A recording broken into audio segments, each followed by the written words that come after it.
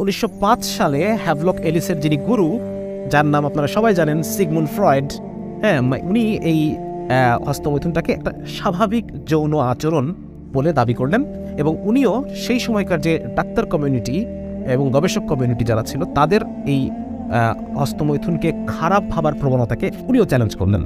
ঠিক আছে না? আচ্ছা, এরপরে আমরা দেখতে পাই যে এটা নিয়ে কথা হচ্ছে, এটা নিয়ে তর্ক বিতর্ক চলছে, কেউ এটাকে পক্ষে বলছেন, কেউ এটার বিপক্ষে বলছেন, এটা চলছে।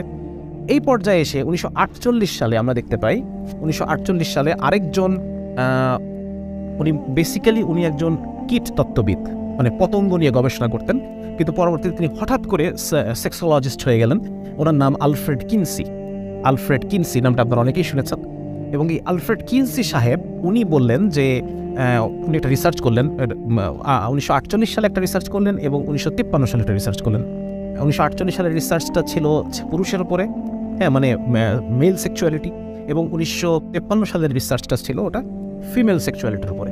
এবং উনি এই দুটো রিসার্চে আলফ্রেড কিনসি উনি বললেন যে হস্তমৈথুন এটা একটা সহজাত বিষয়, এটা একটা নির্দোষ বিষয়, নির্দোষ, ঠিক আছে, এবং এটা স্বাভাবিক একটা বিষয়, এবং এটা নাথিং, এটা কিছুই না, হস্তমৈথুন এটা কিছুই না। এবং উনি এটা একটা রিসার্চ করলেন, যে রিসার্চটা অত্যন্ত প্রশ্নবিদ্ধ একটা রিসার্চ ছিল, এবং সেই সময়কার যারা সায়েন্টিফিক স্ট্যাটিস্টিশিয়ান, তারপর ওই সময় যারা ডাক্তার যারা ছিল তারা সবাই এটাকে চ্যালেঞ্জ করেছে, পাল্টাপাল্টি চিঠি চালাচালি করেছে, এবং এগুলো সব ওয়েল ডকুমেন্টেড। এখন আপনারা যদি চান এগুলো দেখতে পাবেন, রকফেলার্স ফাউন্ডেশন আর্কাইভ, এই আর্কাইভের মধ্যে ওই সময়কার আলফ্রেড কিনসির সাথে তৎকালীন স্ট্যাটিস্টিশিয়ান আব্রাহাম ম্যাসলোর কি চিঠি চালাচালি হয়েছে, অন্যান্য বিভিন্ন গবেষকদের কি চিঠি চালাচালি হয়েছে, তারা তার এই রিসার্চটাকে প্রশ্নবিদ্ধ বলছেন। কারণ হচ্ছে উনি এমন মানুষদেরকে তুলে নিয়ে এসেছেন সাবজেক্ট হিসেবে, রিসার্চ সাবজেক্ট হিসেবে উনি এমন মানুষদেরকে নিয়ে এসেছেন যেই মানুষগুলো জেলখানায় থাকে, কয়েদি, যেখানে স্বাভাবিকভাবে হস্তমৈথুন ছাড়া তার কোনো উপায় নাই, সেখানে স্বাভাবিকভাবে সমকামিতা ছাড়া তার কোনো উপায় নাই। খুব স্বাভাবিকভাবে আপনি কয়েদিদের থেকে যদি 100 জন কয়েদিকে নিয়ে আসেন এবং তাদের মধ্যে যদি আপনি গবেষণা করেন, আপনি দেখবেন যে সেখানে হস্তমৈথুন নর্মাল।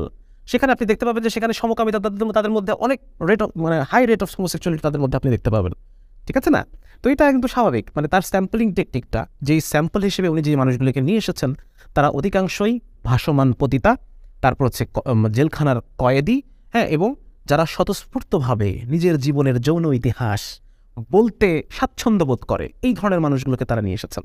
তাহলে যারা নিজেদের স্বতঃস্ফূর্তভাবে নিজের জীবনের যৌন গল্পগুলো বলবে, এই মানুষগুলো কারা? নিশ্চয়ই মানুষগুলো স্বাভাবিক মানুষ না। এই মানুষগুলো তারাই যাদের বিভিন্ন স্বাভাবিক যৌনতার পাশে হস্তমৈথুনের অভ্যাস রয়েছে, সমকামিতার অভ্যাস রয়েছে, বিবাহ বহির্ভূত যৌন আচরণের অভ্যাস রয়েছে। এই মানুষগুলোই নিজের থেকে এসে বলে, ঠিক আছে, নিজের থেকে এসে নিজের যৌনতার কথাগুলো তারা বলে। এবং ওনার স্যাম্পলিং টেকনিক ছিল এরকম যে মানুষ ভলান্টিয়ারিং করে এসে ইন্টারভিউ দিয়ে যাবে। তাহলে এই যে দেখেন, এমন মানুষদের উপর উনি গবেষণা করেছেন যে মানুষগুলোর মধ্যে স্বাভাবিকভাবেই হস্তমৈথুন বেশি, এবং গবেষণা করে উনি এই সিদ্ধান্তে উপনীত হলেন যে 98% আমেরিকান হস্তমৈথুন করে। ঠিক আছে না? অথচ দেখেন, বিপুল সংখ্যক মানুষ যারা এগুলো বলতে লজ্জা পায়, এগুলো তারা করে না, এগুলো তাদের লাইফে নাই, সেই মানুষগুলোকে কিন্তু এই স্যাম্পলিংয়ের মধ্যে সেই মানুষগুলোর পরিমাণ এমনিতেই কম। ঠিক আছে না? তো এই যে এটা নিয়ে ওই সময় অনেক কথা হয়েছে, কিন্তু উনি এটা থেকে এক চুলো উনি এই সিদ্ধান্ত থেকে সরেন নাই। শুধু তাই না, 1948 এবং 1953 সালে এই দুটো রিসার্চের পর এটা নিয়ে আরও কথা হচ্ছে। এই কিনসি সাহেবের পক্ষে রিসার্চ পেপার আসছে, প্রচুর মানুষ, যেহেতু এটা মানুষের খায়ের সাথে সাথে যায়, এবং সেই সময়কার যে ধর্মভিত্তিক যে সমাজ কাঠামো সেটাকে ভেঙে ফেলার একটা প্রয়োজন দেখা দিয়েছে, বিশেষ করে দ্বিতীয় বিশ্বযুদ্ধের পরবর্তী সময়ে সামাজিক নিয়মকানুনগুলোকে ভেঙে দেখা যাচ্ছে ক্যাপিটালিস্টিক যে নীতিনৈতিকতাগুলো, লিবারেল এথিক্স, যেই লিবারেল ইথিক্স ব্যবসার পক্ষে ভালো, যেই লিবারেল ইথিক্স এটা বেশি ভোক্তা তৈরি করবে এবং যেটা ব্যবসার জন্য বেশি সুবিধা। ধর্মীয় নৈতিকতা ব্যবসার জন্য অসুবিধাজনক। ধর্মীয় নৈতিকতা মানুষকে কম ভোগ করতে বলে, তার ভোক্তা তৈরি হবে না।